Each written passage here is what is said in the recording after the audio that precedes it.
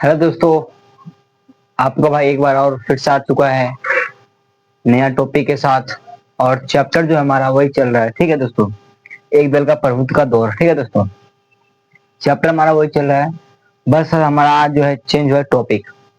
जिस टॉपिक का नाम है कांग्रेस के प्रभुत्व की प्रकृति। ठीक है दोस्तों, आप देखिए दोस्तों, इसमें कहना क्या जा रहा है। इससे पहले मैं आपको बता दूं तो आप लोग सभी सब्सक्राइब ठोक दीजिएगा। ठीक है दोस्तों, इससे पहले अगर मैं आपको बता दूं तो जो कि हमारा एक भारत देश है, उसमें सिर्फ एक ही पार्टी का प्रभुत्व देखा तो गया है, परंतु हमारा सिर्फ भारत ही नहीं है। ऐसे बहुत से अलग अलग राष्ट्र है जिनमें एक एक प्रकृति के पार्टी को देखा गया है दोस्तों। उदाहरण के ले सकता हूं मैं, चीन हो गया। ठीक है, चीन हो गया, सीरिया हो गया। ठीक है दोस्तों, ऐसे ऐसे कुछ राष्ट्र है, दक्षिण अफ्रीका हो गया, दक्षिण साउथ अफ्रीका हो गया। ऐसे ऐसे बहुत सारे राष्ट्र है जो कि एक ही पार्टी के थे और उनका प्रभुत्व था उस देश में। जैसे कि चीन में देख लो ना आप दोस्तों, वहां पे एक ही दल है, एक ही नेता है, पक्ष विपक्ष बस वही है, सब कुछ वही है। ठीक है दोस्तों, परंतु वहां पे लोकतंत्र भी होता है टाइम, ऐसी बात नहीं है, लोकतंत्र है वहां पे। ठीक है दोस्तों, अब देखिए हमारा टॉपिक क्या कहना चाह रहा है। कांग्रेस के प्रभुत्व की प्रकृति सामाजिक और विचार धारात्मक के रूप में देखा जा सकता है इसको। ठीक है दोस्तों, आप सभी जानते हैं कि कांग्रेस का जन्म जो है 1885 में हुआ था, है ना दोस्तों। इसका जन्म 1885 में हुआ था। अब देखिए दोस्तों, ये किस चीज पे ज्यादा जोर दिया था उस समय में 1885 में। नव शिक्षित, जो शिक्षा नहीं है उसको शिक्षित दिया जाएगा। काम काज मतलब कि रोजगार, जिसके पास में कोई रोजगार, जब हमारा देश आजाद हुआ तब की बात है ये दोस्तों। ठीक है दोस्तों, और व्यापारिक वर्गों का एक समूह था। मतलब कि नव शिक्षित मतलब शिक्षा वाली कोई व्यवस्था नहीं थी कांग्रेस में, कामकाज वाले भी कोई व्यवस्था नहीं थी, और व्यापारी वर्गों का एक रूप समूह था। मतलब एक व्यापारी का समूह था पूरा कांग्रेस में, न शिक्षा न कामकाज न व्यापारी, कुछ भी नहीं था कांग्रेस में। ठीक है दोस्तों, उस टाइम की बात है ये।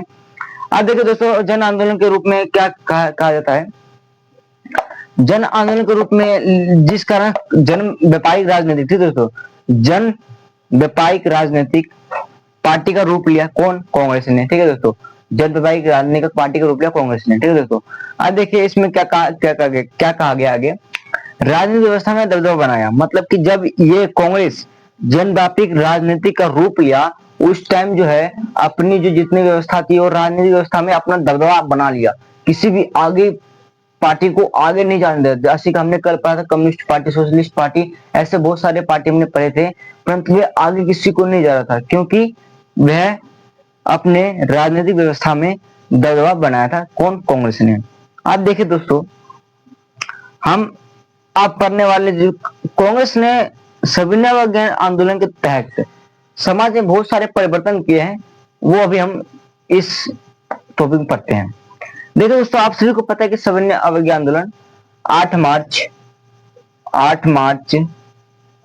1930 को शुरू हुआ था दोस्तों। ठीक है दोस्तों, 8 मार्च 1930 को शुरू हुआ था दोस्तों। अब इसमें क्या कहेंगे, एक समूह और समूह के हितों का जोड़ कांग्रेस के तहत 8 मार्च 1930 को सविनय अवज्ञा आंदोलन शुरू हुआ है ना। अब इसमें क्या है, समूह हितों का जोड़।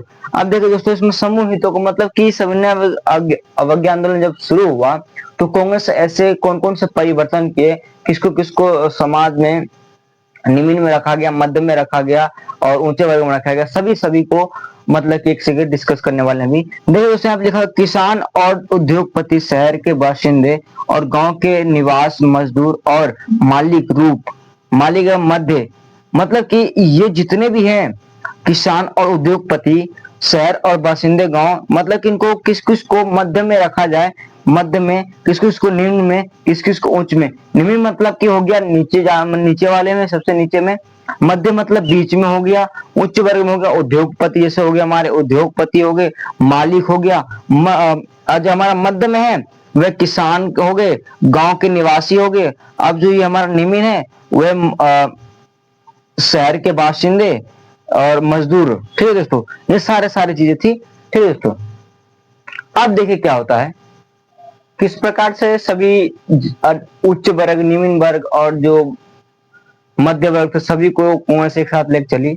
अब क्या हुआ दोस्तों, जो कांग्रेस थी वह धीरे धीरे कांग्रेस का नेटवर्क भी विस्तृत होने लगा। मतलब जिस प्रकार से कांग्रेस सभी को एक साथ लेकर चला ना, तो कांग्रेस की जो राजनीतिक व्यवस्था थी उसमें वो चार चांद लग गए, मतलब एक तरह से कह सकते हैं, ठीक है दोस्तों। जिसके कारण क्या हुआ, उच्च वर्ग जाति का ना था, मतलब कि सीमित ही नहीं था, उच्च वर्ग जाति तक की सीमित नहीं था। अभी हमने आपको पढ़ाया कांग्रेस पेशेवर, पेशेवर मतलब क्या होता है, पेशेवर मतलब ये होता है कि मैं भी जो अभी यूट्यूब मतलब यहाँ पे काम कर रहा हूँ, है ना दोस्तों, मतलब कि जैसे हम आप लोगों को मैं गाइड कर रहा हूँ किस प्रकार से पेपर में आप लोग पढ़ के जाएंगे और लिखेंगे, ये मेरा होगा पेशेवर, मेरा इनकम का सोर्स, मतलब हम कहाँ से कमा रहे हैं, वो होता है पेशेवर। मतलब कि कांग्रेस जो थी वह पेशेवर लोगों तक ही सीमित नहीं था, वह खेती किसान तक गांव गिरान की तरफ नजर डाला उन्होंने, तो वहां से भी उन्होंने नेता उठाया, ठीक है दोस्तों। रुझान रखने वाले नेता भी उभर के बहुत सारे आए कांग्रेस में, इसीलिए तो राजनीतिक व्यवस्था में जो है कांग्रेस की ज्यादा चार चांद लग गए थे दोस्तों।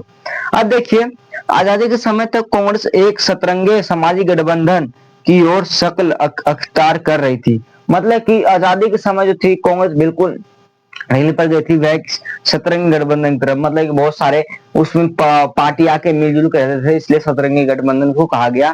परंतु कुछ समय बाद क्या हुआ, वर्ग जाति धर्म भाषा तथा अन्य हितों के आधार पर जो सामाजिक में थी गठबंधन, उसमें बहुत सारी बुराइयां छाने लगी।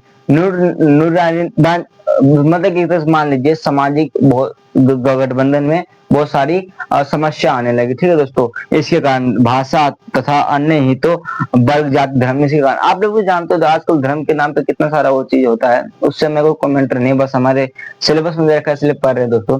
अब मैं आपको एक चीज बता दूं दोस्तों, तो मतलब कि जो हमारा ये टॉपिक चलता है, टॉपिक वाइज टॉपिक, ये एक तरीके से आपको एग्जाम में लिए बहुत ज्यादा महत्वपूर्ण है, क्योंकि अगर आप टॉपिक का चीज समझते हैं ना, तो आपको एग्जाम में फायदा होने वाला है। और आपको जब एग्जाम देने जाएंगे 12th का, ये जो मैं पढ़ा रहा हूँ सिर्फ 12th के लिए, ठीक है दोस्तों, 12th के लिए, 11th का ही मैं पढ़ाऊंगा, ठीक है दोस्तों, ये सिर्फ 12th के लिए है दोस्तों, 11th का ही पढ़ाऊंगा। आप लोग बस देखते जाइए वीडियो और कॉन्सेप्ट को समझिए, कहना क्या चाह रहा है दोस्तों, ठीक है दोस्तों। ओके ठीक है, सी यू, बाय बाय, आज के लिए इतने काफी, जय भारत।